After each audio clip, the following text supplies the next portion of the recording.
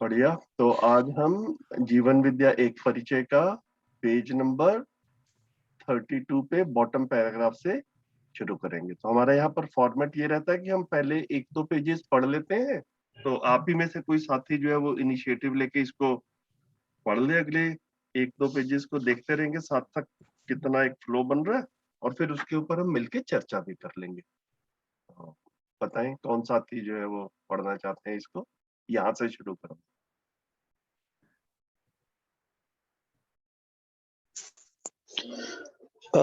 मानव संस्कार अनुषंगी इकाई है। संस्कार समझदारी, ईमानदारी, जिम्मेदारी, भागीदारी का संयुक्त रूप में वर्तमान ही होती है। चूंकि गलतियां किसी को स्वीकार नहीं है, इसीलिए गलतियां संस्कार होती नहीं हैं। गलतियों को कोई स्वीकारता नहीं है, किंतु फंसा रहता है। कोई आदमी चाहे 1000 गलती किया हुआ हो, किंतु उसे वे गलतियां स्वीकृत नहीं हैं। चूंकि गलतियां किसी को स्वीकार नहीं है, इसलिए उन्हें कोई आगे पीढ़ी को अर्पित नहीं करता। अतः नासमझी अथवा गलतियों की परंपरा नहीं बनती। तो इन तमाम गवाहियों के साथ यही निष्कर्ष निकलता है कि समझदारी ही परंपरा सहज स्रोत है। समझदारी के लिए ध्रुव बिंदु है मानव चेतना रूपी समानता। समानता का ध्रुव है जीवन। जीवन में गठन पूर्णता और अक्षय बल, अक्षय शक्ति, ये ही समानताएं हैं। मैं कितनी भी आशा, विचार, इच्छा करता हूं, मुझ में आशा, विचार, इच्छा करने की ताकत बनी ही रहती है। इस तरह से जीवन में अक्षय बल और शक्ति होने के लिए परिणामशीलता से मुक्त हुए बिना हो नहीं सकता। ये तर्क विधि से जीवन की गठन पूर्णता को स्वीकारने की बात बनती है। मुझ में जब समझदारी स्वीकार हो गई, इसको कैसे जांचा जाए? इसको व्यवहार में, कार्य में, व्यवस्था में जांचा जाता है। मैंने व्यवहार और कार्य में कई बार जांचा। व्यवस्था के रूप में हम स्वयं में जीना, समाधान समृद्धि के रूप में स्पष्ट है। समग्र व्यवस्था अभी भी बनी नहीं है। मानव परंपरा में अखंड समाज व्यवस्था के रूप में जीने के बाद हमारे अनुभव में, सह अस्तित्व में जो वस्तु जैसा है उसको वैसा ही समझने वाली बात का परंपरा रूप में प्रमाण ही है। अनुभव के लिए पुनः प्रमाण मिल जाता है। हमारा अनुभव बुलंद होता रहता है। इस ढंग से अनुभव मूलक विधि से जीने वाली बात आई। इस तरह निष्कर्ष निकला, मानव समझदारी पूर्वक अनुभव मूलक विधि से व्यवस्था में जीता है। जीवावस्था वंशानुषंगी विधि से, प्राणावस्था बीजानुषंगी विधि से और पदार्थ अवस्था परिणामानुषंगी विधि से व्यवस्था में रहते हैं। इस मुद्दे पर पहुंचे कि समझदारी निश्चित है, यह विकसित चेतना सहित जीना ही है।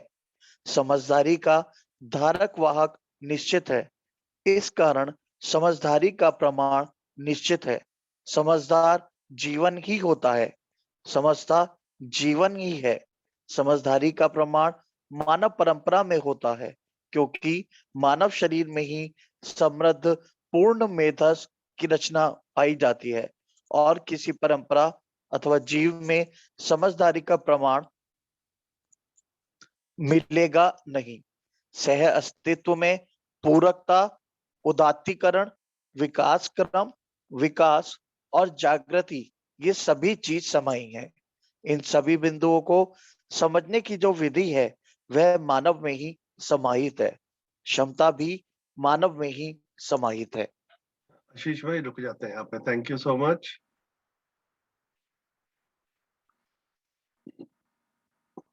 तो ये जो है यहाँ से हमने शुरू किया कि मानव संस्कार अनुषंगी इकाई है। एक्चुअल में इससे पहले भी जो है पिछले सेशन में भी ये वाले शब्द आए थे। मैं एक बार देख लेता हूँ। ताकि आप रेफरेंस जो है ना वो कंटिन्यूटी के रूप में मिल जाए। पेज नंबर 31 पर भी अगर देखेंगे ना, तो पदार्थावस्था परिणाम अनुषंगी विधि से नियंत्रित है, प्राणावस्था बीज अनुषंगी विधि से, जीवावस्था वंश अनुषंगी विधि से, और मानव जो है वो संस्कार अनुषंगी विधि से। तो ये जो है मतलब एक बड़ा अच्छा ध्यानाकर्षण है कि अगर हम इसको वेरीफाई करें, इसका मतलब मध्यस्थ दर्शन में अच्छे से डिस्क्रिप्शन है, हमें अपने आसपास दिखेगा कि ये जीवावस्था जो है ना, ये वंश अनुषंगी विधि से नियंत्रित, कि कोई भी जीव जो है वो जिस वंश का होता है उसका आचरण वैसा रहता है।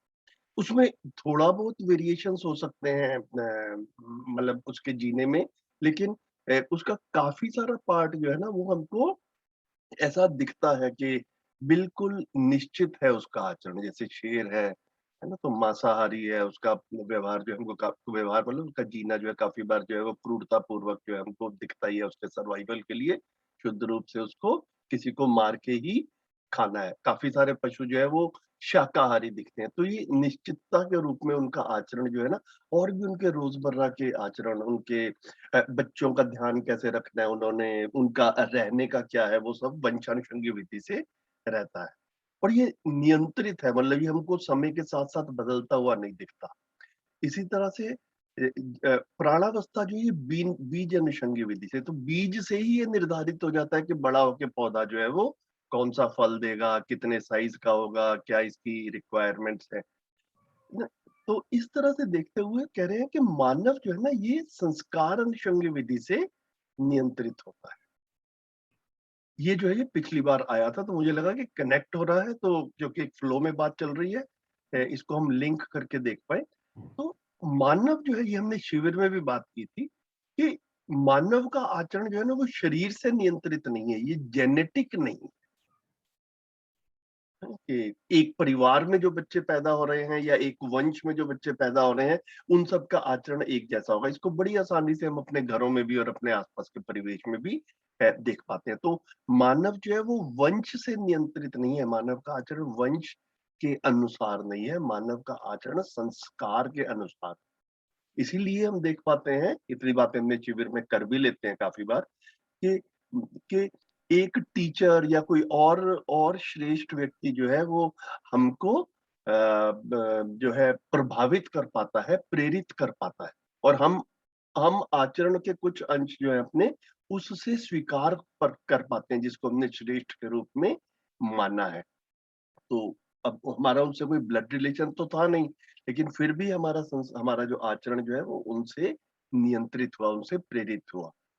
और कई बारी जो है वो एक ही घर में रहते हुए भाई-बहन जो है वो जिनका ब्लड रिलेशन के रूप में तो मम्मी-पापा से बराबर का रिश्ता है, या कज़िन्स का भी देखें तो ग्रैंड पेरेंट्स से बराबर का रिश्ता है, लेकिन फिर भी आचरण में जो है वो काफ़ी काफ़ी डिफरेंस दिखता है मतलब। तो ये मानव जो है ना संस्कार अनुषंगी है, ये आदरणीय नागराज जी ने भी इसको काफ़ी बार-बार जो है वो एम्फसाइज़ किया। ये तो परिचय शिविर उन्होंने लिया, अदरवाइज़ जब हम मध्यस्थ दर्शन की बुक्स पढ़ते हैं तो उसमें भी जो है वो इस चीज़ को रेफर कर रहे हैं। तो इससे लिंक करते हुए अब हम यहाँ पर आ जाते हैं कि फिर से अब उसको और फैला रहे हैं। मतलब एम्फसाइज कर रहे हैं कि मानव संस्कार अनुषंगी इकाई है। मानव का आचरण जो है वो संस्कार से नियंत्रित है। तो जैसे मुझ में संस्कार होते हैं मैं वैसा होता हूँ, है ना? ये जो है निकल कर आया। तो मेरे मम्मी-पापा जैसे हैं मैं वैसा होऊँगा, ऐसा कोई निश्चितता नहीं है। संस्कार जैसे हैं वैसा मैं होता, वैसा मेरा आचरण होता है। तो अब संस्कार कह रहे हैं, संस्कार क्या है? समझदारी, ईमानदारी, ज़िम्मेदारी, भागीदारी का संयुक्त रूप में वर्तमान होता है। तो ये भी 4 शब्द जो है दर्शन में बार-बार आएँगे। समझदारी, ईमानदारी, ज़िम्मेदारी, भागीदारी। तो मतलब जो है वो भागीदारी हो गया करने के स्वरूप में, विचार हो गया कि करने के साथ-साथ सामने वाले के प्रति मतलब वो भाव या विचार भी कैसा रहता है। ईमानदारी जो है वो मैं अपने अंदर भी उसको साथ में जोड़ के देख पाऊँ, और समझदारी जो है पूरे अस्तित्व को हम ब ध्यान में रखते हुए करें। तो इसके भी शिविर में कई बार चर्चा होती है, कई बार नहीं भी होती है। हम लोगों ने अभी तक ईमानदारी को काफ़ी महत्व दिया, परंपरागत शिक्षा में। तो यहाँ पर कह रहे हैं कि ईमानदारी से भी बड़ी चीज़ जो है वो समझदारी है। जैसे सोम भैया कई बार शिविर में उदाहरण दे ही देते थे कि कि मैं बहुत ईमानदार हूँ। एक तो ये स्थिति बनती है और इस पे गर्व कर सकता हूँ, लेकिन ऐसा समझे कि कोई व्यक्ति है बड़ा ईमानदार है और किसी स्मगलर के यहाँ पे नौकरी करता है। तो अब स्मगलर के यहाँ पे नौकरी करते हैं तो बड़ी ईमानदारी से अपना काम कर रहा है कि मालिक का किसी भी तरह से कोई नुकसान ना हो जाए। तो इवेंचुअली क्या कर रहा है कि अव्यवस्था को मजबूत कर रहा है। अगर अगर आप ठीक ठीक व्यवस्थाओं में, ठीक इंस्टीट्यूशंस में, ठीक ठीक मालिक, ठीक बॉस के साथ में जो है वो काम नहीं कर रहे हैं और वो अव्यवस्था फैला रहा है और आप अपने में हमने जो ईमानदारी का नोशन रखा हुआ है कि भैया मैं तो जैसा ठीक लगता है वैसा करूँगा और कुछ गाइडलाइंस है उसके हिसाब से चलता हूँ। तो वहाँ पर फाइनेंशियल फ्रॉड नहीं करना, बुक्स ऑफ अकाउंट्स ठीक रखना इसको ईमानदारी माना जाता है। मैं अपना काम ऐसे ही करूँगा। तो ऐसे में अगर किसी गलत आदमी के यहाँ पे काम कर रहा हूँ, तो ये छूट जाता है, यहाँ पर गलती हो रही है, ये क्लियरली दिखता है कि भैया ये वाली चीज़ तो ठीक नहीं है। तो समझदारी, ईमानदारी, ज़िम्मेदारी, भागीदारी ये जो है ये इस सीक्वेंस में ही इनका इम्पोर्टेंस है ना? तो भागीदारी मतलब करने के रूप में, ज़िम्मेदारी मतलब जिनके साथ में किया जा रहा है, उनके प्रति भाव वाला पक्ष भी आ गया। ईमानदारी जो है वो एक एक बड़ी चीज़ के रूप में हमको सर्वमानव की कुछ कल्पना तो आती है, लेकिन अभी नोशंस पूरी तरह से सुदृढ़ नहीं हुए, फर्म नहीं हुए, क्लैरिटी नहीं बनी है। तो इसमें ईमानदारी होते हुए भी गलतियाँ हो सकती हैं और फिर समझदारी ये है कि सह-अस्तित्व भी समझ में आ गया, मैं समाधानित हो गया। उसके बाद में फिर तो समझदारी, ईमानदारी, ज़िम्मेदारी, भागीदारी ये इस सीक्वेंस में जो है ना ये 4 शब्द हैं। अच्छा हुआ कि आज ये हमारे सामने आए हैं। धीरे-धीरे करके इस तरफ ध्यान जाएगा और पढ़ेंगे तो और क्लैरिटी भैया जी यहाँ जिम्मेदारी, कर्तव्य और दायित्व के रूप में भी देख सकते हैं बिल्कुल, क्या? बिल्कुल, बिल्कुल भैया, बिल्कुल। तो भागीदारी जो है वो कर्तव्य प्रधान है, मतलब करना प्रधान है, जैसे जो भाषा मैं यूज़ कर रहा था। नहीं तो मतलब उसमें करने वाला पार्ट जो है ना वो ज़्यादा इम्पोर्टेंट है और जब हम ज़िम्मेदारी की बात कर रहे हैं तो दायित्व प्रधान आ जाता है ना? उसमें अब उसमें सेंस ऑफ रिस्पॉन्सिबिलिटी भी आ गई। तो जो मैं कर रहा हूँ उसकी कुछ और लार्जर इम्प्लीकेशंस भी होंगे, उन तरफ भी ध्यान जाता है। ऐसे करके कह सकते हैं। बिल्कुल ठीक कहा रामपाल जी ने। क्योंकि गलतियाँ किसी को स्वीकार नहीं है, इसलिए गलतियाँ संस्कार नहीं होती, है ना? अब ये धीरे से बाबा जी तर्कपूर्वक इस चीज़ को ना सेट कर रहे हैं लॉजिकली कि जिसको हम परंपरा कह रहे हैं, तो परंपरा में चाहते हैं कि पास ऑन हो चीज़ें, है ना? परंपरा को इन्होंने बाबा जी ने प्रमाण भी कहा कि एविडेंस कह के समझ में आया, मैं सामने वाले को भी समझा पाऊँ, है ना? तो मुझे ठीक से जी के अच्छा लगा, वो अच्छा मेरे को जीते हुए देख के सामने वाले को भी प्रेरणा मिली, वो भी ठीक से जीना चाहता है, तो वो सहजता से मुझसे स्वीकारता है जो मेरी अच्छाइयाँ हैं। अगर हम इस सेंस में अगर देखते हैं, तो गलतियाँ स्वीकार नहीं होती हैं, इसलिए गलतियों की परंपरा नहीं बनती है ना? मैं गलती कर रहा हूँ और कोई मेरे से प्रेरणा पाले, सब मानव मेरे से प्रेरणा पाले, ऐसा होता नहीं है। तो इसलिए गलतियों को संस्कार नहीं कह रहे। गलतियों को कोई स्वीकारता नहीं है, फिर भी उसमें फँसा रहता है। तो इसी को दूसरी भाषा में कहते हैं मानव जानबूझकर गलती नहीं करता, गलती हो जाती है। समझ की कमी में गलती हो जाती है, समझ की कमी के कारण। तो हम एक बार समझदारी को हैंडल कर लें, तो मानव गलती नहीं करेगा। ये सारी चीज़ें धीरे-धीरे करके एक दूसरे से लिंक होती है। कोई आदमी चाहे 1000 गलती किया हुआ हो, किंतु उसे वे गलतियाँ स्वीकृत नहीं। चूँकि गलतियाँ किसी को स्वीकार नहीं है, इसलिए उन्हें कोई आगे पीढ़ी को अर्पित नहीं करता। अतः नासमझी की परंपरा नहीं बनती, गलतियों की परंपरा नहीं बनती। परंपरा बनेगी तो किस चीज़ की बनेगी? सही की परंपरा बनेगी। तो जो मतलब इसको जो है वो धीरे से और अपने में मनन चिंतन करके देख सकते हैं कि देखने वाले को गलतियाँ स्वीकार नहीं होती तो वो गलतियों को तो रिजेक्ट कर देता है। हम भी अपने संबंधों में कई बार देखें, शिविर में काफ़ी बात संबंधों की हो ही जाती है।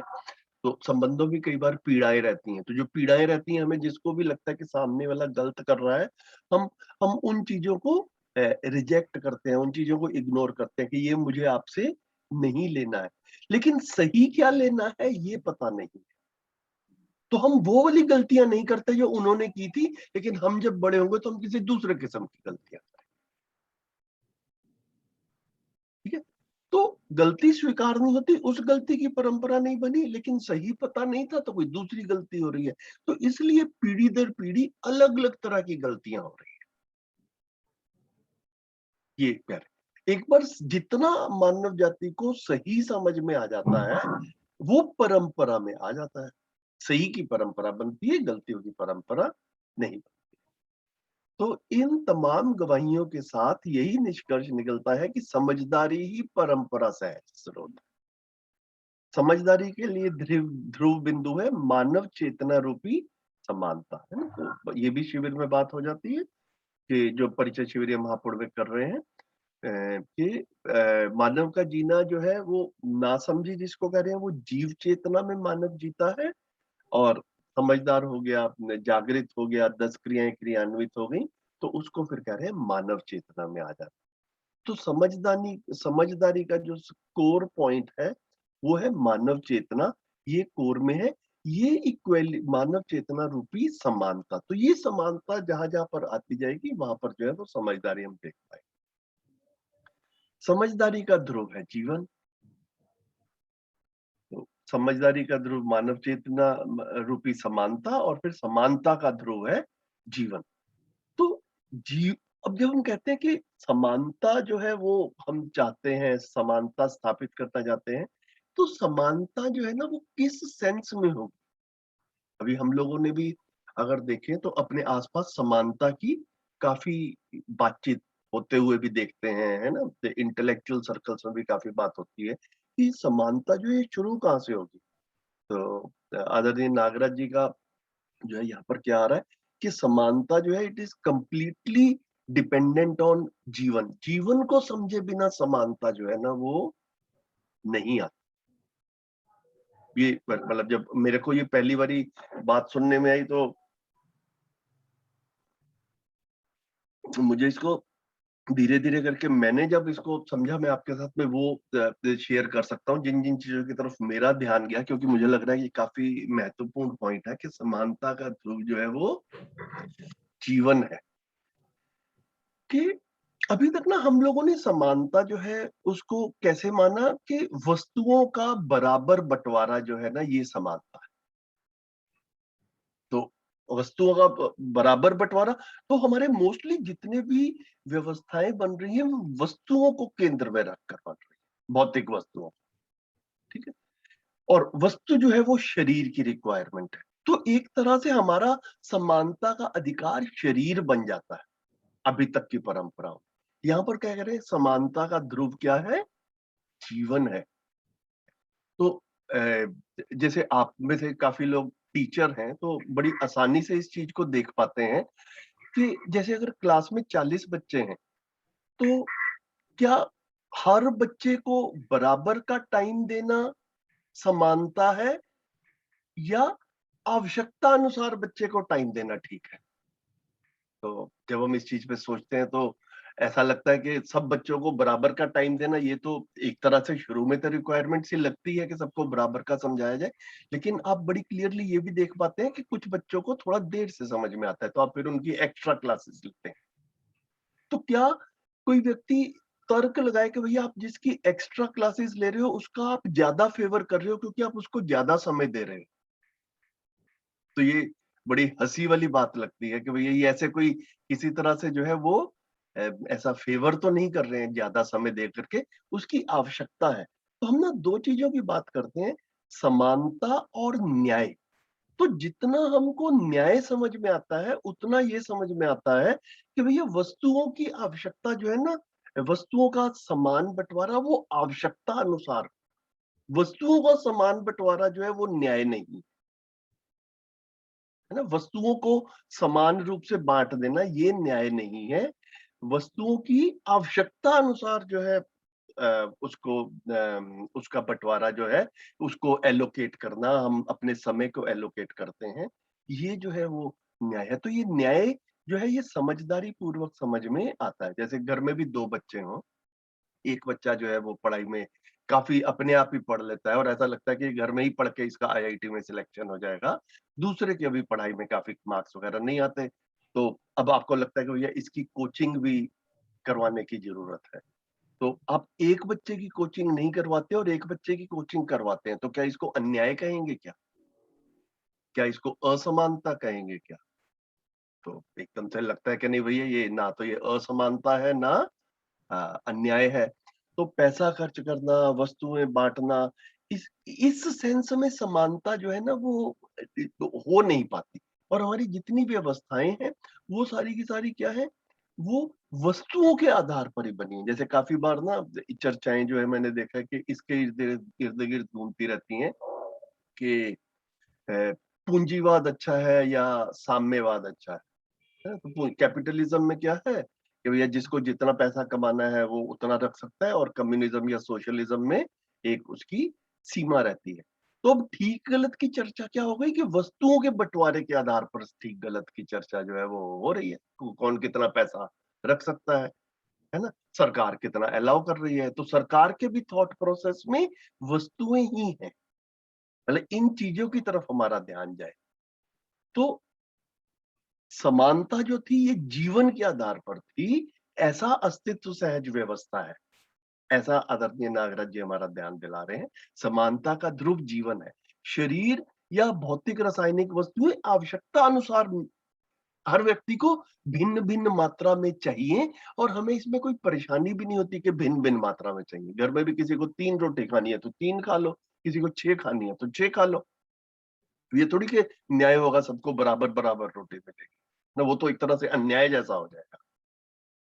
तो ये जो है मुझे लग रहा था कि समानता जो है वो जीवन का नोशन जब तक सुदृढ़ नहीं होता हमारे अंदर, समानता क्या है उसको हम पूरी तरह से तर्कपूर्वक समझ भी नहीं पाते और बात करना भी थोड़ा सा काफी बार मुश्किल होता है। It doesn't lead to anywhere. तो समानता का ध्रुव बिंदु जो है वो जीवन। जीवन में गठन पूर्णता और अक्षय बल अक्षय शक्ति ये समानताएं। तो गठन पूर्णता तो हम शिविर में अस्तित्व में व्यवस्था पे बात कर ही लेते हैं कि गठनशील है और गठन पूर्ण है परमाणु, है ना? कुछ परमाणु, बाकी सारे परमाणु जितने भौतिक रासायनिक परमाणु है वो गठनशील परमाणु है और जीवन जो है ये गठन पूर्ण परमाणु है। एक बार जीवन का गठन कंप्लीट हो जाता है तो it doesn't change it's form. एक बार जीवन बन गया तो ये फिर कोई और परमाणु नहीं बनता, इसमें परमाणु अंश कम या ज्यादा नहीं होते। और अक्षय बल अक्षय शक्तियां भी जो है इसमें समान है ना? तो ये जितना हमारा मन वृत्ति चित्त बुद्धि आत्मा और जीवन क्रियाओं के रूप में है, ये सब इसमें अक्षय बल अक्षय शक्ति है। मतलब ये जितना भी खर्च करें ये खत्म नहीं होती, कम भी नहीं होती। जितना भी हम सोच लेते हैं भौतिक रासायनिक सारी की सारी वस्तुओं में अगर किसी के पास में कुछ है और किसी को देते हैं तो देने वाले के पास में कम हो जाता है, लेने वाले के पास में ज्यादा हो जाता है। लेकिन ये जीवन में जितना अक्षय बल अक्षय शक्ति है ये मतलब ये सारा जो है ये अक्षय है। ये खर्च नहीं होता है, कम नहीं होता है ना? तो ये समानता के रूप में सबके पास है। जो समझदार है उसके पास में भी है, जो भी नासमझ है उसके पास भी, उसको भी मालूम नहीं है, वो उसको यूज नहीं कर पा रहा। मैं कितनी भी आशा विचार इच्छा करता हूँ, मुझ में आशा विचार इच्छा करने की ताकत बनी ही रहती है।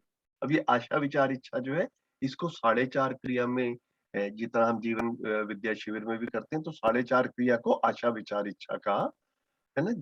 मन में सुखी होने की आशा, वृत्ति में विचार और चित्त में इच्छा। इसको जो है ना 4.5 क्रिया में इतना आता है। इसी का एक शब्द जो है वो कल्पनाशीलता भी हम मिलके अगर बोले तो आशा विचार इच्छा को ही कल्पनाशीलता भी कहते हैं। मैं कितनी भी आशा विचार इच्छा करता हूँ, मुझ में आशा विचार इच्छा करने की ताकत बनी ही रहती है। हम अपने में बड़ी आसानी से इसको सब वेरीफाई कर सकते हैं बचपन से अब तक। हमने अपनी शरीर यात्रा में ऐसा देखा ही है कि मैं ज्यादा आशा विचार इच्छा कर लिया तो अब मेरी आशा विचार इच्छा करने की ताकत कम हो गई, ऐसा तो नहीं। तो इसको अपने में ही ये साबित होता है, इसके लिए किसी इंस्ट्रूमेंट की जरूरत नहीं है कि जीवन की जो बल और शक्तियां हैं ये अक्षय बल और अक्षय शक्ति के रूप में इसको देख सकते हैं। इस तरह से जीवन में अक्षय बल और शक्ति होने के लिए परिणामशीलता से मुक्त हुए बिना हो नहीं सकता,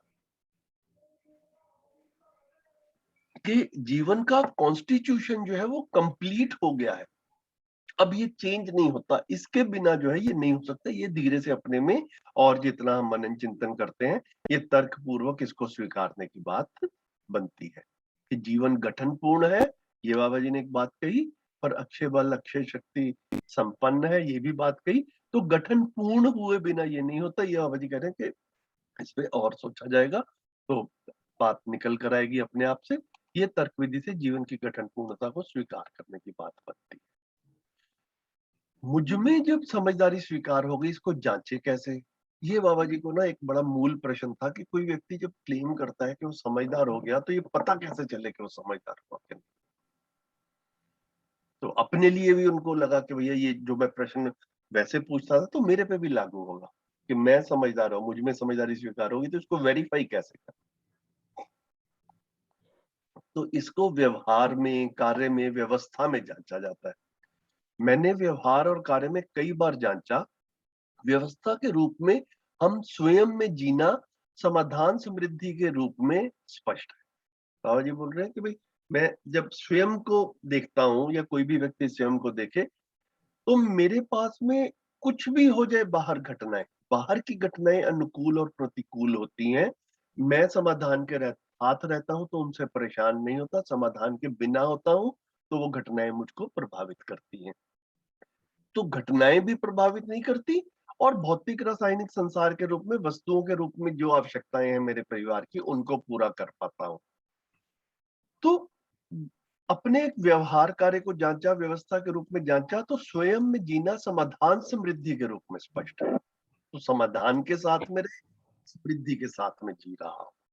समग्र व्यवस्था अभी भी नहीं बनी है मानव परंपरा में, ये एक सच्चाई है।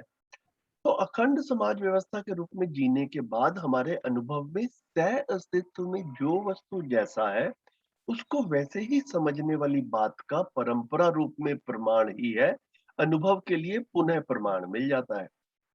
तो सह अस्तित्व है, जो समझने वाली बात है वो परंपरा में कुछ चीजें जो है वो प्रमाण के रूप में आ गई। जैसे कि इसको मैं जब देखता हूँ तो बड़ी क्लियरली देख पाता हूँ कि मानव जाति में परिवार के रूप में जीने वाली एक बात जो है वो यूनिवर्सली जनरली एक्सेप्टेबल सी लगती है। कोई जी ना पाए वो अलग बात है, लेकिन परिवार के रूप में मानव को ये स्वीकार है कि भाई हाँ ये वाला मॉडल जो है ये ठीक है। किसी भी देश में चले जाएं जहां पर तलाक ज्यादा हो रहे हैं, मैं तो बड़ी क्लियरली देख पाता हूँ वहां पर भी शादी के समय जो जो कस्में खाई जाती हैं वो यही खाई जाती हैं कि अंतिम सांस तक हम साथ साथ रहेंगे।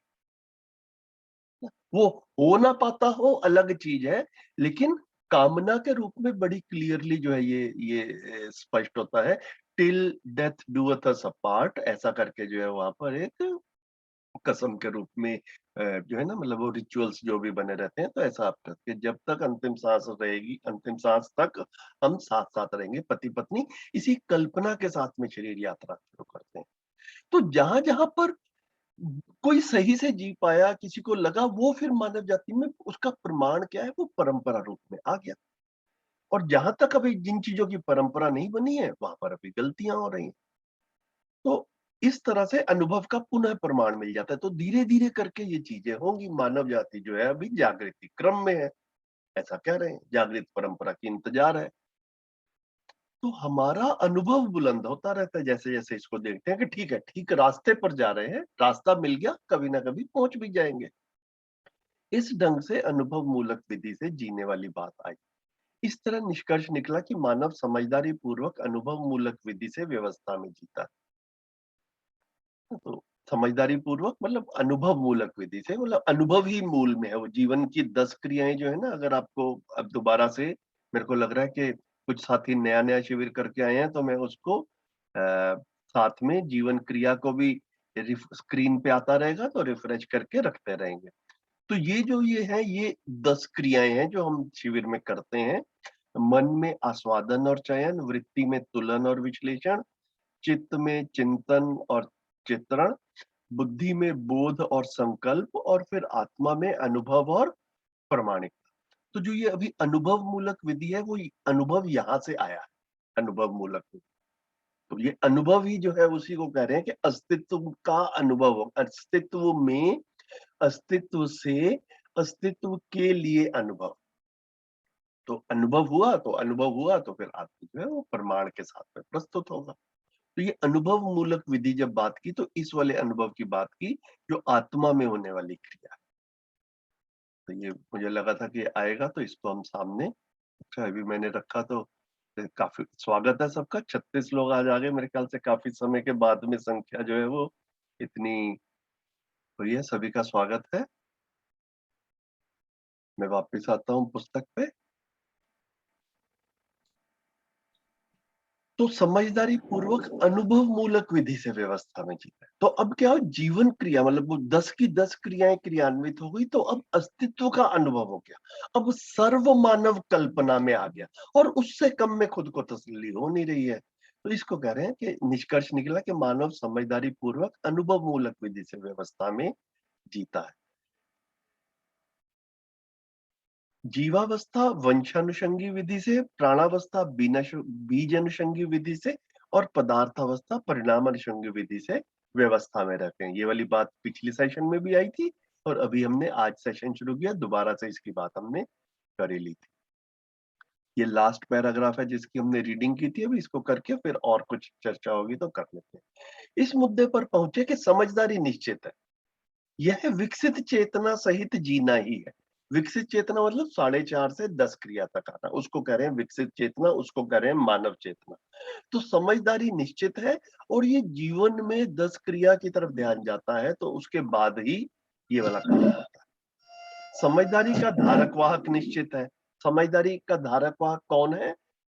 समझदार जीवन ही होता है ना। तो जीवन ही समझदारी का धारक वाहक है। शरीर या ब्रेन समझदारी का धारक वाहक नहीं है। आदमी का शरीर भी बहुत अच्छा हो सकता है, आदमी का ब्रेन भी बहुत अच्छा हो सकता है, और आदमी काफी खराब हो ऐसा हमको लग सकता है ना। आचरण ठीक ना हो ऐसा हमको कई बार लगता भी है। तो समझदारी का धारक वाहक कौन है? समझदारी का धारक वाहक जीवन है। तो इस चीज को मुझे ऐसा लगता है कि हम शिविर में भी ध्यान दिलाते हैं, और आदरणीय नागराज जी भी ये भी एक 3 दिन का शिविर कर ही रहे हैं कि जब तक ये जीवन का अवधारणा स्पष्ट नहीं होता, जीवन का जो है ना एक कॉन्सेप्ट जो है ये स्वीकार नहीं होता कि मैं केवल शरीर नहीं हूं। अभी हमने जितना स्कूल में पढ़ा रहे हैं, सारी पढ़ाई के बाद में शरीर को ब्रेन चलाता है, ऐसे नोशन के साथ में बच्चा एजुकेशन सिस्टम से बाहर निकलता है। हम भी बाहर निकले हैं इसी एजुकेशन सिस्टम से। तो समझदारी ब्रेन में नहीं आती है। समझदारी का धारक वाहक कौन है? जीवन है। इसको जितना हम अपने में क्लियरली जांच पाते हैं, उतना स्वयं के प्रति विश्वास बनता है, और ये विश्वास बनता है कि एक्चुअल में सभी का डिजाइन ऐसा है। देखो इवेंचुअली ना, या तो मानव केवल शरीर और ब्रेन है, और या शरीर और ब्रेन है, जीवन चलाता है शरीर को ब्रेन के माध्यम से, ऐसा मॉडल निकलेगा। ऐसा नहीं होगा कि किसी में जीवन है, कोई शरीर, और कोई जो है वो केवल शरीर और ब्रेन है, या सबका डिजाइन तो एक जैसा ही है। तो ये क्लियरिटी जो है ये अपनी, मुझे लगता है कि जिसके साथ में जब बने, क्या मैं केवल शरीर हूं और ब्रेन शरीर को चलाता है, ये मैं आज इसको ज्यादा एम्फेसाइज कर रहा हूँ क्योंकि परिचय शिविर से काफी सारे साथी जो हैं वो आए हैं, तो उसको भी और री एम्फेसाइज थोड़ा सा करते रहे। पुराने साथियों का तो क्लियरिटी बन चुकी है। तो जीवन ही समझदारी का धारक हुआ, ये अपने में ही वेरीफाई होता है, इसको कोई इंस्ट्रूमेंट नहीं वेरीफाई करेगा। परिचय शिविर में काफी बार आता है साइंस के माध्यम से कैसे प्रूव करें, तो जीवन जो है वो साइंस की पकड़ में नहीं आता है, लेकिन मुझे तो समझ में आता है। तो आदमी खुद ही अपने में इसको बड़ी आसानी से और अच्छे से जांच सकता है। समझता जीवन ही है। समझदारी का प्रमाण मानव परंपरा में होता है, क्योंकि मानव शरीर में ही समृद्ध पूर्ण मेधस की रचना पाई जाती है। यहाँ पर आदरणीय नागराज जी ने एक बात कही है जो बाकी के वाङ्मय में, बाकी के लिटरेचर में भी काफी एम्फेसाइज की है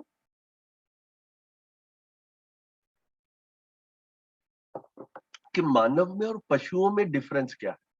तो पशुओं का ब्रेन इतना डेवलप नहीं हुआ है जितना कि मानव का हुआ है। ये मानव और पशुओं में डिफरेंस है कि मानव शरीर में ही समृद्धिपूर्ण मेधस की रचना पाई जाती है। फुल्ली डेवलप्ड ब्रेन जो है वो ह्यूमन बीइंग में। तो अगर हम इसको इस तरह से देखें कि ब्रेन जो है वो जीवन से कम्युनिकेट कर रहा है, तो जीवन में तो पूरा पोटेंशियल है पूरा कम्युनिकेट करने के लिए। ब्रेन उसमें से कितने सिग्नल्स ग्रास्प कर पाता है, ये ब्रेन के ऊपर डिपेंड करता है। जैसे कि अगर अपने घर में देखें तो मतलब अगर हमारे पास में रेडियो है या टीवी है, तो ईयर में तो सारे सिग्नल्स आ रहे हैं। ये रिसीविंग इंस्ट्रूमेंट जो है ना, ये अपनी क्षमता के अनुसार उसमें से कौन कौन सी फ्रीक्वेंसी कैच कर सकता है, उसको डिकोड कर सकता है, उसके अनुसार हम उसका नाम दे देते हैं। तो ये मोबाइल फोन है, या ये टीवी है, या ये रेडियो है, या जो कुछ भी और भी इस तरह के और इंस्ट्रूमेंट्स होते हैं। ईयर में सारे सिग्नल्स आ रहे हैं, जो इंस्ट्रूमेंट है वो उसमें से कितने ग्रास्प कर पाता है, उसके हिसाब से उसका उसकी उसकी कार्य प्रणाली जो है वो बनी हुई है। तो यहाँ पर भी ये कह रहे हैं कि जीवन तो अस्तित्व के सारे सिग्नल ग्रहण कर भी सकता है और सारे सिग्नल्स के बारे में का प्रसारण भी कर सकता है। लेकिन उसको प्रसारण करना है, जब कम्युनिकेट करना है, तो ब्रेन से करना है।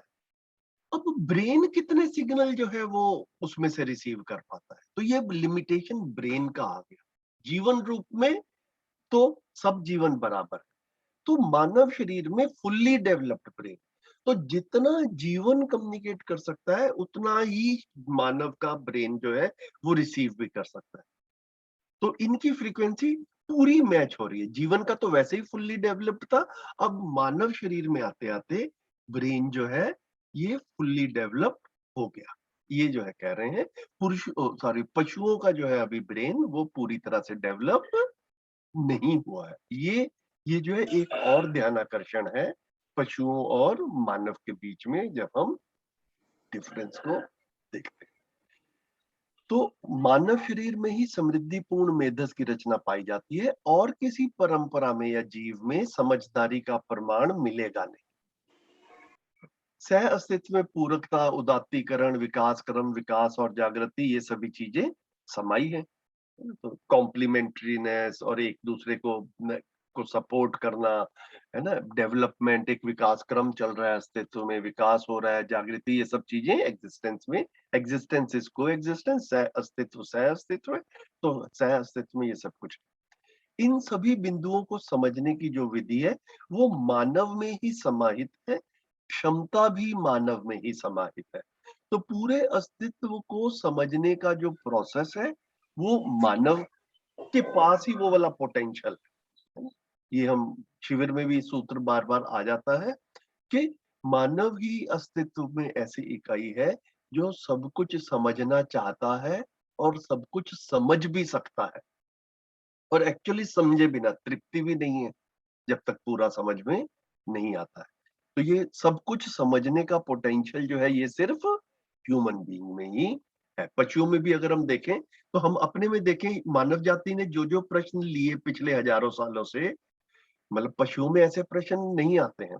धरती गोल है या चपटी है, धरती के आसपास सूरज चक्कर लगा रहा है या सूरज के आसपास धरती चक्कर लगा रही है, ये प्रश्न मानव जाति के पास में आए क्योंकि मानव सब कुछ समझना चाहता है अस्तित्व में, है ना। किसी शेर के मन में ऐसे प्रश्न आए हों, शेरों ने कुछ इसके ऊपर अपनी गोष्ठियां की हो कि भैया इसके ऊपर जो है वो थोड़ा डिस्कशन किया जाए, इस तरह की कोई चीज जो है वो धरती गोल है चपटी है, किसी पशु को इससे कोई लेना देना नहीं। तो अस्तित्व को, पूरे अस्तित्व को समझने का चाहना भी मानव में ही है और पोटेंशियल भी मानव में ही है। तो मानव पशुओं से काफी बढ़िया चीज है, इस धरती की सर्वोच्च सबसे विकसित इकाई है। इसको पशुओं से कंपेयर करना जो है ना, ये काफी अनुचित सा लगता है, काफी डेरोगेटरी सा लगता है कि ये सम्मानजनक नहीं है। तो जितनी भी बार कभी लगे कि मानव की कल्पना जो है वो पशुओं से हो रही है या मानव जिएगा कैसे, इसके उदाहरण भी पशुओं से आते हैं, तो ये अपने आप में जो है ना वो मानव की तौहीन है, मतलब अगर इसको बिल्कुल बिल्कुल साफ-साफ शब्दों में कहा जाए।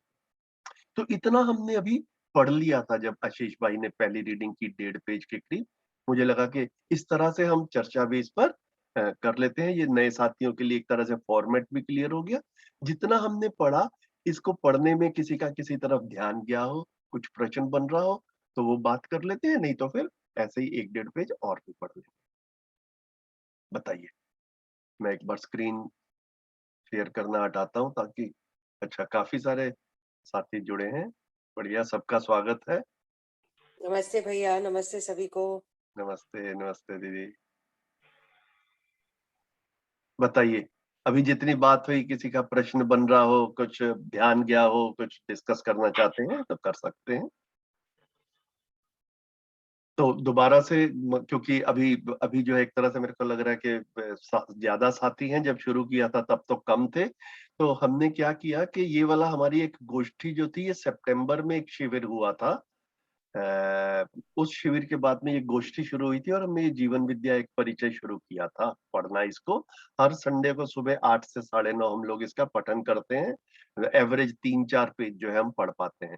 तो अभी पिछले 2 दिनों में क्या किया कि जितने भी हमारे 6-7 शिविर हुए थे सितंबर से अब तक, सब व्हाट्सएप ग्रुप्स में ये सूचना दे दी कि ये गोष्ठी चलती है और जिन जिन साथियों का मन हो आप में से इस गोष्ठी में अपनी अनुकूलता के अनुसार ज्वाइन कर सकते हैं। आई एम ग्लैड टू सी के आज जो है 39-40 साथी जो है वो ज्वाइन किए। नॉर्मली 20 के करीब होते हैं, तो अच्छा है, बढ़िया है, सभी का स्वागत है। अभी जितनी बात की किसी का कुछ प्रश्न वगैरह बना हो, प्लीज कुछ ना कुछ तो आपकी तरफ से रिस्पांस आ जाए। मुझे ऐसा लगता है नहीं तो शिविर में भी मैं बोलता रहता हूँ और यहाँ पर भी हमारी तरफ से वन वे चलेगा तो वो थोड़ा सा मेरे को थोड़ा अटपटा सा लगता है। संजीव भैया, मैं मनोज गुप्ता उत्तम नगर से बोल रहा हूँ।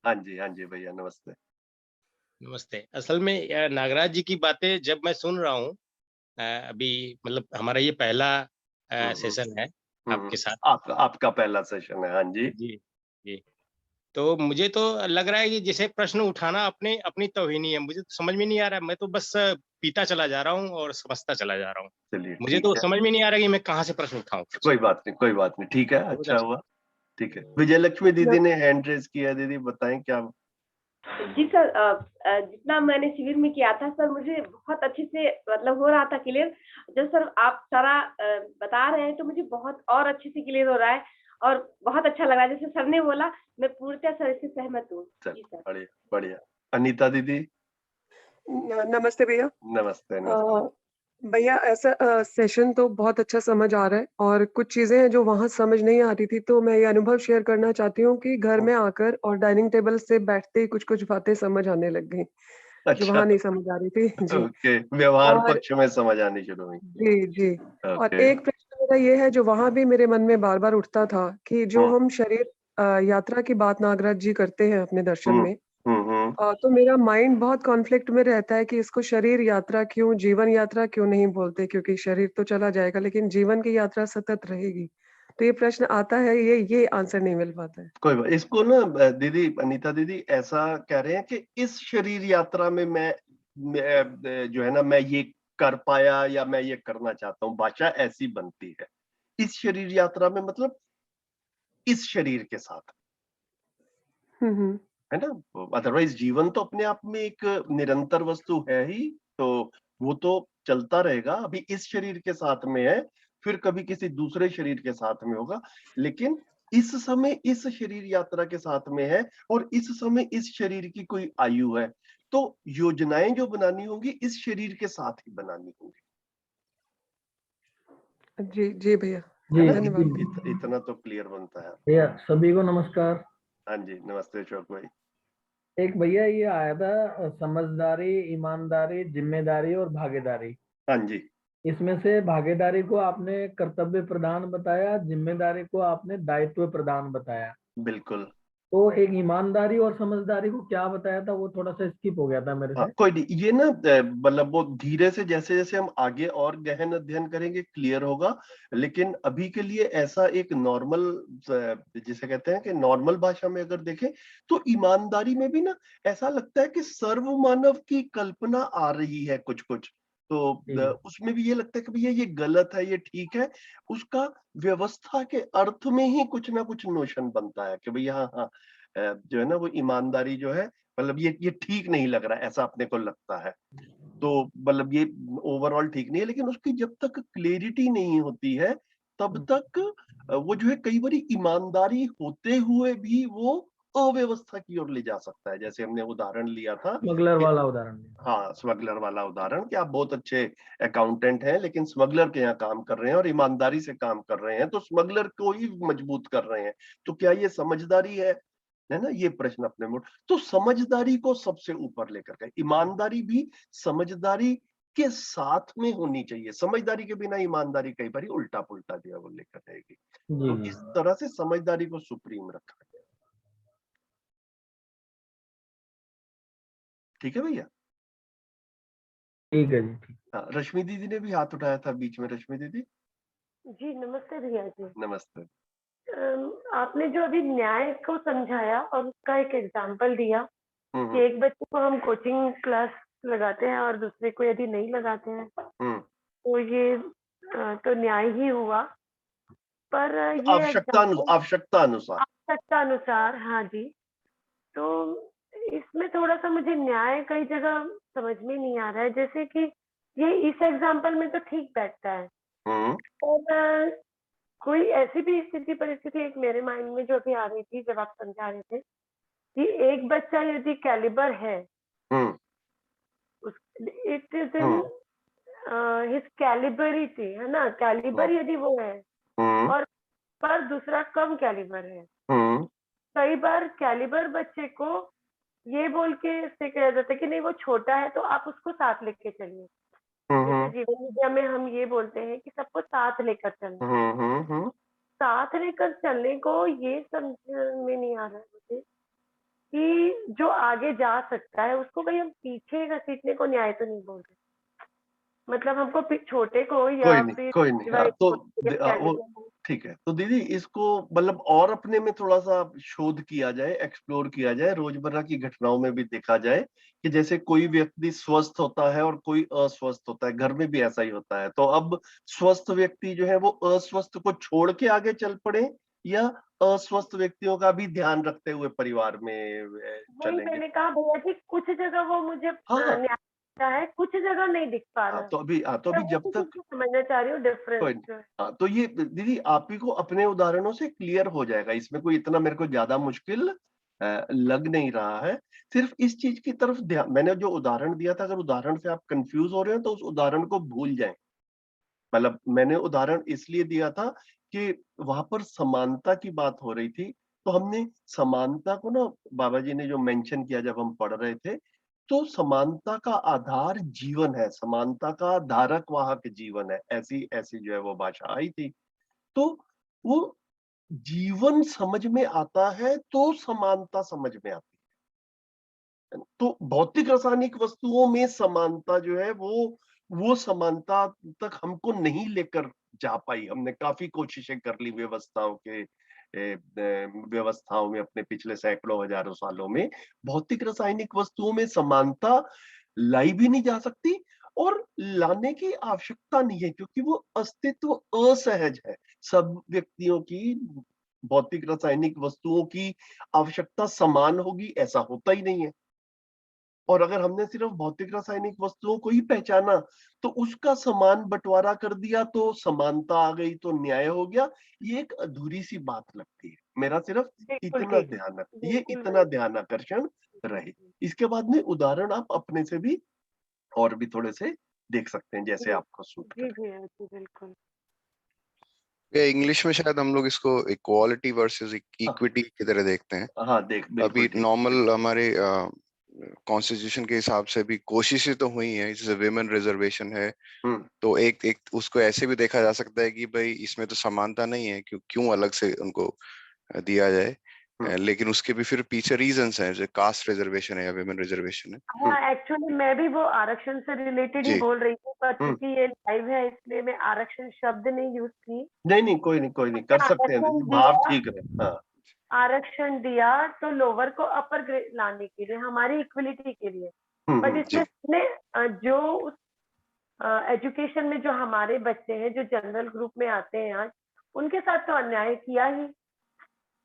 दीदी कोई नहीं, अभी हम देखिए ऐसा है कि हम ना वो पर्सनल मतलब वो में ज्यादा दे रहे हैं। कैलिबर है, हाँ, नहीं तो उनकी क्षमता, पात्रता, योग्यता ज्यादा है, और हम उनको इक्वल लाने के चक्कर में अपने जो मेंटली फिजिकली जो स्ट्रांग है, जो ज्यादा कैलिबर हो सकते हैं, जो ज्यादा सार्थकता के लिए काम कर सकते हैं, उनको बाउंड कर दिया, तो ये कितना गलत हो गया। दीदी देखो, अभी ना फिर से क्या हो गया, हम अब ना हम वो रिजर्वेशन के मुद्दे पे ये चला जाएगा पूरा का पूरा गोष्ठी, तो मतलब that is not the idea. हम अपनी समझ विकसित करने के लिए चल रहे हैं। सिर्फ ध्यान में ये रहे कि कोशिशें जो भी हो रही हैं वो व्यवस्थाएं बन जाए इसलिए हो रही हैं, तो ये भी एक अपने आप में कोई कोशिश के रूप में मेरे को बुराई नहीं लगती है कि अगर जैसे घर में भी हमने कहा ही ना कि जो पिछड़ा हुआ बच्चा रहता है, अगर जिसकी समझ नहीं आ रही तो उसके लिए हम एक्स्ट्रा खर्चा करते ही हैं, उसके लिए हम ट्यूशन करवाते हैं, हमें इसमें परेशानी नहीं लग रही। तो अगर सरकार को भी लगता है कि कुछ वर्ग ऐसे हैं जिनके साथ में समय से उनको अवसर नहीं मिला काफी लंबे समय से, तो उनके लिए जो है वो कुछ एक्स्ट्रा जो है वो दिया जाए, मेरे को इसमें भाव रूप में कोई परेशानी नहीं लग रही है। लेकिन वो ठीक तरह से हो जाए ऐसा हो नहीं पा रहा है, इसीलिए आपको मुश्किल भी हो रही है, और आप ही को नहीं काफी लोगों को मुश्किल हो रही है, इसीलिए झगड़े भी हो रहे हैं। तो अभी तक ना हमने जिस तरह से समानता को हैंडल किया है, उसमें उसमें समानता को हैंडल करते हुए भी झगड़े हो रहे हैं। तो यहाँ पर मतलब क्या कह रहे हैं कि समानता एक्चुअल में शांति की ओर लेकर जाएगी, व्यवस्था की ओर लेकर जाएगी। ऐसी हमारे मन में कुछ कल्पना आए, कुछ ऐसा हमको मॉडल दिखे, वो जो है फिर हम उसको एक्सप्लोर करें, उसको अच्छे से देखें। तो यहाँ पर ये जीवन विद्या वाला कंटेंट जो है वो वैसा है, झगड़ा विहीन समानता और व्यवस्था।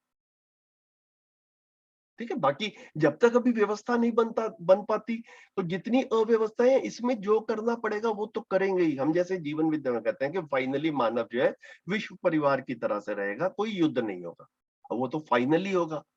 अभी आज तो युद्ध हो ही रहे हैं, तो क्या हम आज ही अपनी आर्मी बंद कर दें? तो ऐसा भी ठीक नहीं लगता है ना। आज ही अपनी आर्मी जो है हम उसको अगर एक तरह से डिसबैंड कर दें तो पता भी नहीं चलेगा कि कब जो है वो दुश्मन जो है वो कुछ कर जाएगा। तो आज के लिए जो करना पड़ता है उसको देखा जाए, लेकिन पहुंचना कहाँ है और कैसे है ये एक बार क्लियर होता है तो मेरे को लगता है कि काफी चीजें क्लियर हो जाती है। इसको और सोचा जाए दीदी थोड़ा। नितेश दीदी ने भी हाथ हैंड रेस किया। नितेश दीदी स्वागत है। सर, जो अभी आपने बताया उसी के लिए मैं जवाब दे रही थी कि जब किसी एक बच्चे या किसी एक व्यक्ति को कोई एक्स्ट्रा चीज दी जाती है तो उसका पर्पज ये होता है कि वो समाज में समानता के लिए दी जाती है। आरक्षण भी उसी की एक व्यवस्था है कि जो लोग अभी तक जिन्हें मौका ही नहीं मिला, जिन्हें उन चीजों को एक्सप्लोर ही नहीं किया, उनके लिए ये व्यवस्था की गई ताकि वो समाज से जुड़ सके। बिल्कुल दीदी, ये मालूम ही है इसको हम डिटेल में डिटेल में नहीं जाएंगे दीदी, ये फिर आप बोलिए ना, फिर इसी पे ही चर्चा चलती रहेगी। ये कॉन्सेप्ट बिल्कुल क्लियर है सबका। इसका सिर्फ इतना ध्यान रहे सभी साथियों का कि मतलब हमें ऐसा लग रहा है कि जितनी भी परेशानियां हैं ना समाज में, वो सारी की सारी ये लोगों के पास में वस्तुएं नहीं है। वस्तु आ जाएगी तो जो है ना वो परेशानियां समाप्त हो जाएंगी। और हम शिविर में इस पे अच्छे से डिटेल में बात करते हैं कि हम में से काफी सारे लोगों के घरों में वस्तु की कमी नहीं है, फिर भी दिक्कत चल रही है।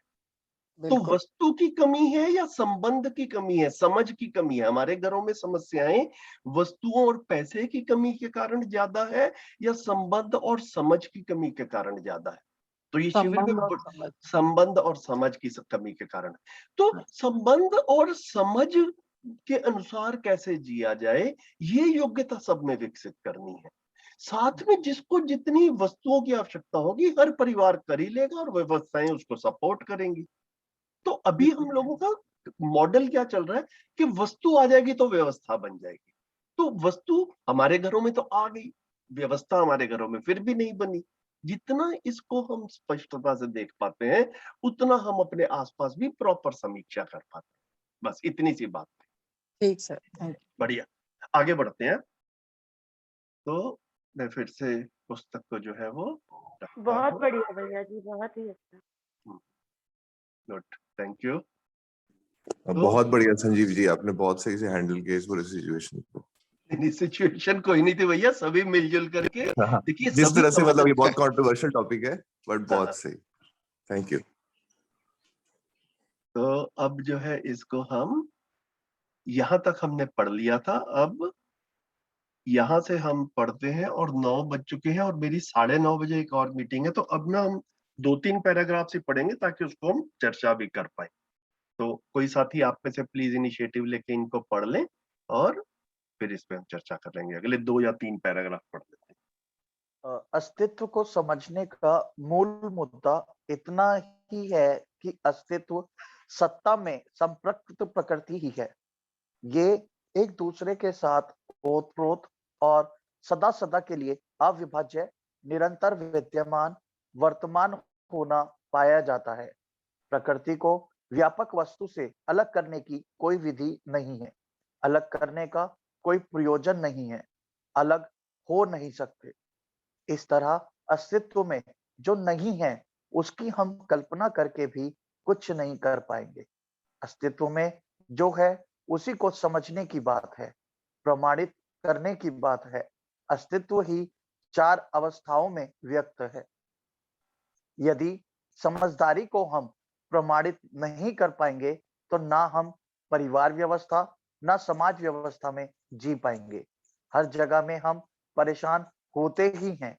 700 करोड़ मानव का इस धरती पर हो गया, लेकिन हमारा व्यवस्था में जीना अभी बना नहीं। संख्या बढ़ने या घटने से आदमी समझ गया हो ऐसा भी कुछ नहीं है। मानव परंपरा में क्या प्रयोजन है? समाधान, समृद्धि, अभय, सह अस्तित्व, सहज प्रमाण। सह अस्तित्व विधि से हम पूरक विधि से जी पाते हैं। अभय विधि से वर्तमान में विश्वास करते हैं।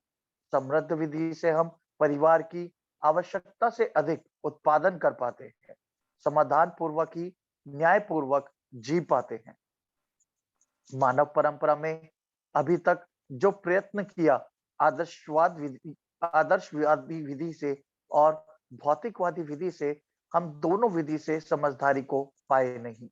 उसका मूल कारण है अस्तित्व सह अस्तित्व के रूप में समझ में नहीं आना। सह अस्तित्व में जीवन व जीवन जागृति को समझने में भूल हो गई। फलस्वरूप जीवन एवं समझदारी की परंपरा बनी नहीं। जब परंपरा बनी नहीं तो व्यवस्था में जीना कहां से आएगा? समझदारी के अभाव में मानव के साथ न्यायपूर्वक और प्रकृति, जीव, वनस्पति, पदार्थ के साथ नियम पूर्वक संतुलित रूप से जीना बना नहीं। इसी के कारण अनुपम नैसर्गिकता को हनन करता रहा। बस भैया, आशीष भाई थैंक यू। तो मेरे को लग रहा है कि अगले 20-25 मिनट में इसी एक पेज पे बात कर लेते हैं। तो अस्तित्व को समझने का मूल मुद्दा इतना ही है कि अस्तित्व सत्ता में संपृक्त प्रकृति ही है। तो अब जो है ना, यहाँ पर आदरणीय नागराज जी अब व्यापक की तरफ ध्यान दिला रहे। तो ये सत्ता जो है ये क्या है? ये व्यापक है। ये हम जब डिस्कस करते हैं परिचय शिविर में अस्तित्व में व्यवस्था में, तो सत्ता, व्यापक, है ना, ये स्पेस, खाली जगह, ये जो है 5वें, 6ठे, 7वें दिन किसी दिन जो है शिविर में आ जाता है, उसी को जो है यहाँ पर रख रहे हैं। तो अस्तित्व को जब समझने जाते हैं तो उसका मेन पॉइंट क्या आता है कि पूरा का पूरा अस्तित्व क्या है? अस्तित्व जो है वो सत्ता में संपृक्त प्रकृति, इसको परम सत्य बोला गया। न्याय धर्म सत्य की जब हम बात करते हैं ना शिविर में, तो उसमें एक फिर आगे चल के जैसे हम गहराई में जाते हैं तो बाबा जी ने एक शब्द बोला है परम सत्य। तो परम सत्य क्या है? सत्ता में संपृक्त प्रकृति। तो ये वाला हर समय सत्य है, ये वाला सेंटेंस, कि कम से कम पदार्थ अवस्था तो है ही, है ना। बड़ा पेड़ पौधे किसी प्लेनेट पे ना हो, पशु पक्षी किसी प्लेनेट पे ना हो, मानव किसी प्लेनेट पे ना हो, लेकिन पदार्थ तो है ही, तभी कोई प्लेनेट भी है। तो और पदार्थ कहाँ पर है? स्पेस में है। Every planet is in space. और इसी को जब हम बारीकी में जाते हैं तो एक एटम और सब एटॉमिक पार्टिकल्स को भी देखते हैं, तो वो भी जो है वो स्पेस में ही चक्कर लगा रहे हैं। अगर एक इलेक्ट्रॉन जो है वो सेकंड ऑर्बिट, थर्ड ऑर्बिट में चक्कर लगा रहा है, तो वो खाली जगह पे ही चक्कर लगा रहा है, वहां पर कुछ और नहीं है। वो कुछ और नहीं है, उसी को स्पेस कह रहे हैं। तो एक एटम से लेके पूरे सोलर सिस्टम तक हमको सत्ता में क्रियाशील प्रकृति दिखती है। सत्ता अपने में क्रिया शून्य है। ये जो स्पेस है, जो व्यापक है, ये क्रिया शून्य है, और प्रकृति सारी की सारी क्रियाशील है। ये जो है, इसको जो टेक्निकल निदर्शन की भाषा अगर बोलें, उसमें कह रहे हैं सत्ता में संपृक्त प्रकृति। तो जो व्यापक है, इसमें प्रकृति डूबी भीगी घिरी है। इसके आसपास भी है, चारों तरफ है, और इसके आर पार भी है। आसपास भी है और आर पार भी है ना। तो एक एक एटम को भी देखते हैं तो उसके आसपास भी स्पेस है और उसकी आर पार भी स्पेस है। आसपास और आर पार, ये दो अलग अलग शब्द हो गए। तो ऐसे करके धीरे से हम ये संपृक्त शब्द को देख पाएंगे। भीगा घिरा डूबा, इसको कह रहे हैं संपृक्त। ये परम सत्य है। किसी भी समय में ये वाला सेंटेंस जो है ये झुठलाया नहीं जा सकता कि अस्तित्व जो है उसमें व्यापक में संपृक्त प्रकृति, सत्ता में संपृक्त प्रकृति ये है। ये एक दूसरे के साथ ओतप्रोत और सदा सदा के लिए अविभाज्य, निरंतर विद्यमान, वर्तमान होना पाया जाता है ना। ये सारी हमने अभी बात कर ली। प्रकृति को व्यापक वस्तु से अलग करने की कोई विधि नहीं है, अलग करने का कोई प्रयोजन भी नहीं है, और अलग हो भी नहीं सकता। तो जितने भी एटम्स हैं और एटम से बनी हुई रचनाएं हैं, उनको हम स्पेस से अलग कर दें, ऐसा ऐसा कोई तरीका नहीं। अलग करके भी जहां लेके जाएंगे वहां पर भी स्पेस होगा ही। स्पेस से रिक्त मुक्त कोई जगह नहीं है। व्यापक से रिक्त मुक्त, व्यापक हर जगह है।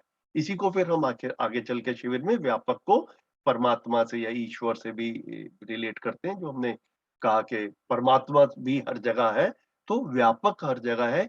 इसको जब एक बार हम एक्सप्लोर करने जाते हैं, तो ये हम सारा शिविर में कर चुके हैं। तो प्रकृति को व्यापक वस्तु से अलग करने की कोई विधि नहीं है, अलग करने का कोई प्रयोजन भी नहीं है, और अलग कर भी नहीं सकते। इस तरह अस्तित्व में जो नहीं है उसकी हम कल्पना करके भी कुछ नहीं कर पाएंगे, तो ऐसा कुछ हो भी नहीं सकता। अस्तित्व में जो है उसको समझने की बात है। तो जो है उसको समझा जाए, वो कैसे है, उसी को फिर प्रमाणित करना है। अस्तित्व ही चार अवस्थाओं के रूप में व्यक्त है। यदि समझदारी को हम प्रमाणित नहीं कर पाएंगे तो ना हम परिवार व्यवस्था, ना समाज व्यवस्था में जी पाएंगे। तो समझदारी को प्रमाणित करेंगे तो परिवार में भी जी पाएंगे और समाज में भी जी पाएंगे। नहीं कर पाएंगे तो दोनों में से कहीं नहीं हो पाता। हर जगह हम परेशान होते ही हैं। इन परेशानियों से फिर हम पीड़ित भी होते ही हैं। 700 करोड़ मानव इस धरती पर हो गया, लेकिन हमारा व्यवस्था में जीना अभी बना नहीं।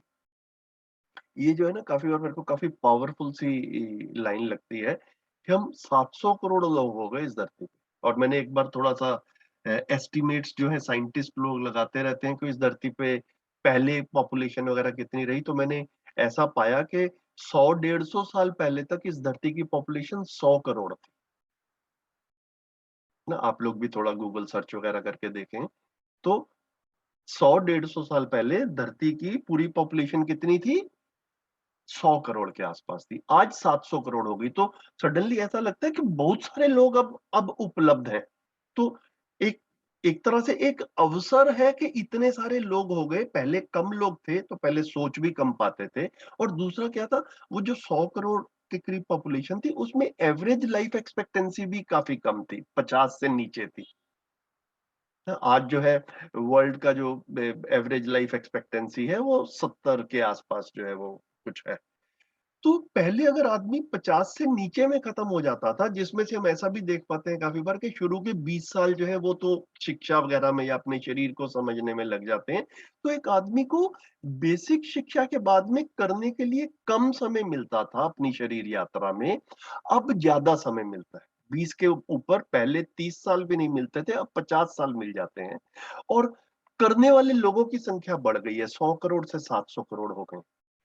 तो इतना सब कुछ रिसोर्सेज के रूप में भी अगर हम देखें अगर मानव को, तो इतने सब हो गए और ज्यादा समय तक काम करने के लिए उपलब्ध हैं, तो क्या कुछ बेहतर कर पाए? तो लगता है अगर भैया बेहतर तो नहीं, एक्चुअल में बेहतर क्या हुआ, उल्टा ही हो गया, खराबियां ही आ गई। तो अवसर उपलब्ध हुआ लेकिन अव्यवस्था फैली। तो एक ऐसा भी होता है ना कि ज्यादा लोग आ गए तो ज्यादा ब्रेनस्टॉर्मिंग कर सकते हैं, ज्यादा अच्छे हल निकाल सकते हैं, ज्यादा पढ़ लिख गए, ये सब कुछ दिख ही रहा है। उस सबसे भी व्यवस्था में जीना नहीं बना। तो निष्कर्ष के रूप में क्या निकलता है, संख्या बढ़ने या घटने से आदमी समझ गया हो ऐसा होता नहीं कि हम ज्यादा हो जाएंगे तो ज्यादा अच्छे से सोच पाएंगे। 100-150 साल में तो ऐसा नहीं हुआ। संख्या ज्यादा हुई, लाइफ एक्सपेक्टेंसी भी ज्यादा बढ़ी, लेकिन उस सब के बावजूद भी समझ में आ गया हो ऐसा तो नहीं हुआ। ऐसा लगता है गलतियां ज्यादा हो रही हैं। तो ये बड़े अच्छे-अच्छे तरीके से मैं काफ़ी बारी जो है ना वो मेरी बाबा जी के प्रति कृतज्ञता जो का भाव जो है और सम्मान का भाव और बढ़ता है कि किन-किन तरह से जो है वो हमारा ध्यान आकर्षण करवा रहे हैं। तो काफ़ी बार लगता है कि मानव की संख्या कम हो जाए तो धरती पे चीज़ें ठीक हो जाएँगी। तो भैया पहले कम थी, 100-150 साल पहले तब भी चीज़ें ठीक नहीं थी, अब ज़्यादा हो गई है, अब भी चीज़ें ठीक नहीं है। तो संख्या बढ़ने या घटने से आदमी समझ जाए, ऐसा होता नहीं। तो मानव परंपरा में क्या प्रयोजन है? समाधान, समृद्धि, अभय, सह अस्तित्व, ये यूनिवर्सल ह्यूमन गोल है। ये सार्वभौम मानवीय लक्ष्य है। यही सब चाहते हैं। सह अस्तित्व विधि से हम पूरक विधि से जी पाते हैं। तो जितना हम अस्तित्व को सह अस्तित्व रूप में स्वीकारते हैं, अपने को भी इसी सह अस्तित्व का पार्ट पाता हूं, तब मैं पूरक विधि से जीता हूं, तब मैं पोषक विधि से जीता हूं। इसको नहीं पहचान पाता तो गलती से शोषण ही करता हूं। धरती का भी शोषण करता हूं, कई बार संबंधों का भी शोषण करता हूं। तो सहअस्तित्व विधि से हम पूरक विधि से जी पाते हैं। सहअस्तित्व नहीं समझ में आता है तो गलतियां होती हैं, तो गलतियां शोषण के रूप में, गलतियों के रूप में दिखती हैं। अभय विधि से वर्तमान में विश्वास कर पाते हैं, है ना? अभय क्या हुआ, भय का उल्टा, डर का। तो विश्वास की कमी ही भय है। तो जब अभय विधि, तो ये जो पर्पस जो था, ह्यूमन गोल था, समाधान, समृद्धि, अभय। तो स्वयं में संविधान, परिवार में समृद्धि, समाज में अभय और अस्तित्व में सह अस्तित्व। तो अभय जो है ये मानव मानव के बीच में विश्वास होने से अभय प्रमाणित होता है, नहीं तो हम भयभीत रहते हैं। तो अभय विधि से हम वर्तमान में विश्वास करते हैं। समृद्धि विधि से हम परिवार की आवश्यकता से अधिक उत्पन्न कर लेते हैं, उत्पादन कर पाते हैं। समाधान पूर्वक हम न्याय पूर्वक जी पाते हैं। तो मैं स्वयं में समाधानित होता हूँ, तो ठीक गलत की पहचान होती है। बाकी संबंधों में मुझे व्यवहार में क्या करना है वो स्पष्टता होती है। समाधान नहीं रहता है तो हम न्याय पूर्वक नहीं जी पाते। क्यों नहीं जी पाते? समाधान की कमी में गलती से हमारा जीना भी वस्तु प्रधान हो जाता है ना? समाधान की कमी से हमारा जीना भी गलती से पैसा प्रधान हो जाता है। तो जब वो प्रायोरिटी में आ जाता है तो न्याय गलती से छूट जाता है। जानबूझकर छूट रहा हो ऐसा नहीं होता, जानबूझकर अन्याय कर रहे हैं ऐसा नहीं होता, गलती से हो जाता है। तो ये जो है ये अपने में एक्सप्लोर करने का मुद्दा है। तो हमें अगली पीढ़ी के लिए पैसा भी छोड़ना है या पैसा ही छोड़ना है? तो काफी बार हम देखते हैं तो ऐसा बड़ा ये स्टार्किंग सा लगता है, बड़ा मतलब लाइक बड़ा जोरदार से शब्द लगते हैं। तो ये गलती ये हो रही है कि पैसा ही छोड़ना की तरफ है, थोड़े बहुत संस्कार छोड़ देंगे, लेकिन उसकी तरफ हमारा फोकस नहीं है, उसकी तरफ हमारा कोई कोई कॉन्क्रीट एफर्ट, एक योजनाबद्ध तरीके से कार्यक्रम नहीं है। जितना पैसा और प्रॉपर्टी छोड़ने के लिए योजनाबद्ध कार्यक्रम है, उस तरह से संस्कार छोड़ने में, समझ बनाने में अगली पीढ़ी की, उसका हमारा कोई योजनाबद्ध कार्यक्रम नहीं है। तो यहाँ पर आदरणीय नागराज जी ने पूरा मध्यस्थ दर्शन में, और हम शिविर में इसकी रिपीटेडली बात की है कि अगली पीढ़ी सुविधाओं के क्षेत्र में भी आराम से जी पाए। ऐसा नहीं कह रहे कि ऐसा नहीं सोचना है, लेकिन हमें अगली पीढ़ी के लिए फ्लैट भी छोड़ने हैं। वो एकमात्र कार्यक्रम नहीं है, पैसा ही छोड़ना है ये एकमात्र कार्यक्रम नहीं है। वो न्यायपूर्वक जी पाए, ये भी हमारे उसमें फोकस में आ जाए, प्रायोरिटी में आ जाए, और हम इस पे कुछ काम कर पाए। तो ये हम तब कर पाएंगे जब हमारी प्रायोरिटी में आएगा। मानव परंपरा में अभी तक जो प्रयत्न किया, आदर्शवादी विधि से और भौतिकवादी विधि से किया, और हम इन दोनों विधि से समझदारी को पाए नहीं है। तो ये भी किसी शिविर में डिटेल में बात हो पाती है, किसी में नहीं हो पाती है, कि अभी तक मानव ने जितनी भी हिस्ट्री में कोशिश की, उसको ब्रॉडली हम दो कैटेगरीज में रख सकते हैं। एक है ईश्वर केंद्रित व्यवस्था, कि भैया जो कुछ भी होता है वो ईश्वर ही करता है ना, एक ऐसी कल्पना आती है। और उसमें भय प्रलोभन आस्था के अनुसार जो है हम मानव को कहते हैं कि भैया तुम समझ जाओ, नहीं तो ईश्वर तुम्हें सजा देंगे, है ना, पाप लगेगा, नरक में जाओगे, और नहीं तो जो है वो स्वर्ग मिलेगा और पुण्य मिलेगा और जो कुछ भी है। और इस सब के मूल में क्या है, कोई ईश्वर है। अब ईश्वर क्या है, जब ये सवाल पूछते हैं तो हमारे पास कोई जवाब नहीं रहता। तो अभी तक जो है वो ईश्वर कुछ करेंगे, ये है। और हम भौतिकवादी विधि से सुखी दुखी होते हैं, ऐसा भी कल्पना में आता है। सुविधाओं से जो है हम सुखी दुखी होते हैं। तो दो कोशिशें की गई, एक भौतिकवादी विधि से और एक आदर्शवादी विधि, जो ईश्वर केंद्रित कल्पना जो है वो उसको आदर्शवादी विधि कह रहे हैं। इन दोनों विधि से समझदारी पाया नहीं गया है। काम दोनों पे हजारों साल हुआ है, भौतिकवादी विधि से भी हजारों साल से काम हो रहा है, और आदर्शवादी विधि में भी हजारों साल से काम हो रहा है। दोनों से हम समझदारी को पाए नहीं है। इसका मूल कारण है अस्तित्व, सह अस्तित्व है, ये समझ में नहीं आया। अस्तित्व में मैं ऐश करने आया हूं, मोस्टली ये जो है एक नोशन जो है वो बना रहता है ना। इस शरीर यात्रा में हम मैक्सिमम भोग पाए, ये जो है बना रहता है।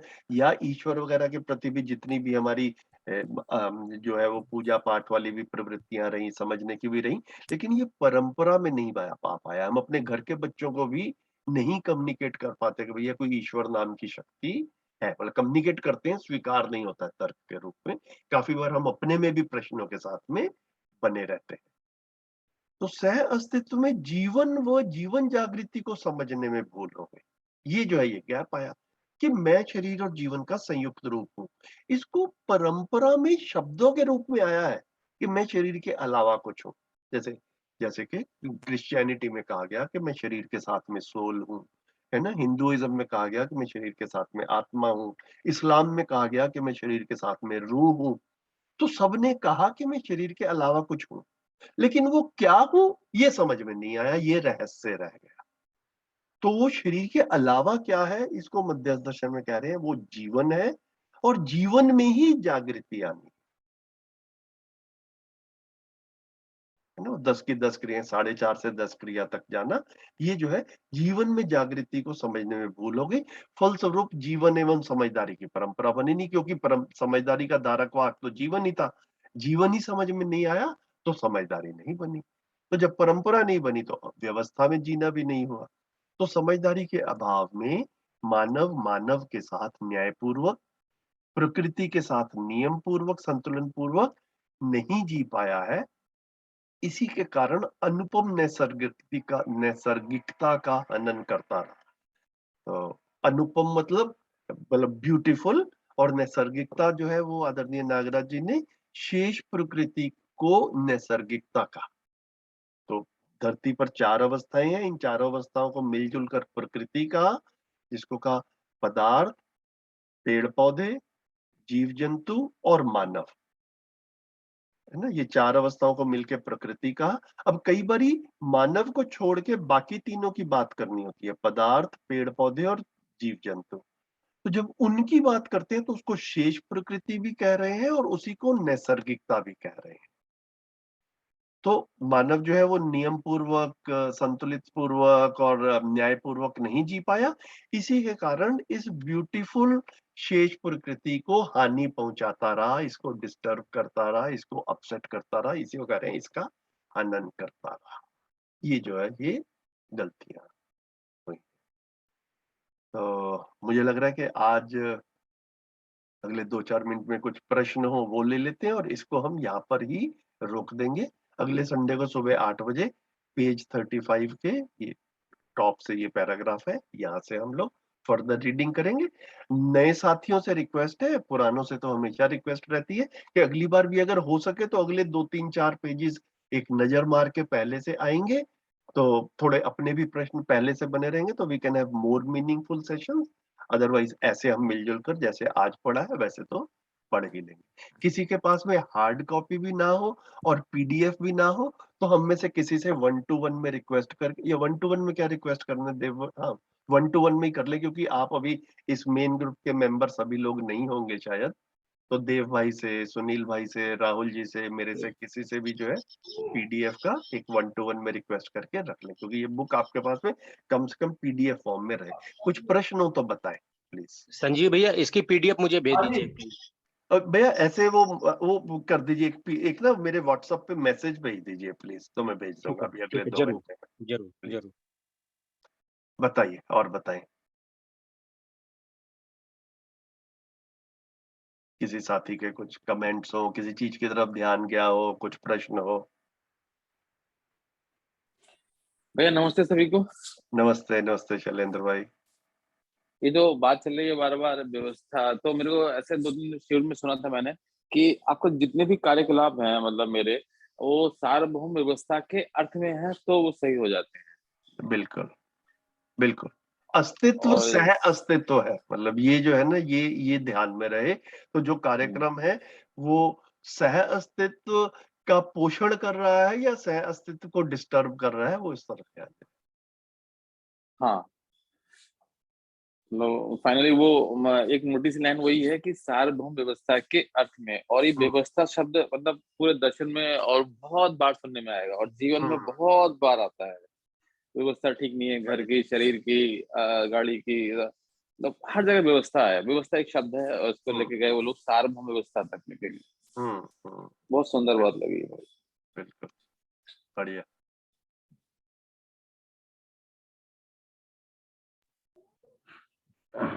भैया जी इसमें मेरा एक चीज पर ध्यान गया कि व्यवस्था है ही, उसे हमें बनाना नहीं है, सिर्फ समझना है। तो ये बात बहुत अच्छी लगी। बिल्कुल। हालांकि अभी समझना का कार्य चालू है, पूरी तरह समझ में नहीं आई है, पर वो ये लाइन बहुत अच्छी लगी। बिल्कुल, तो अस्तित्व में व्यवस्था है, मानव में व्यवस्था नहीं है।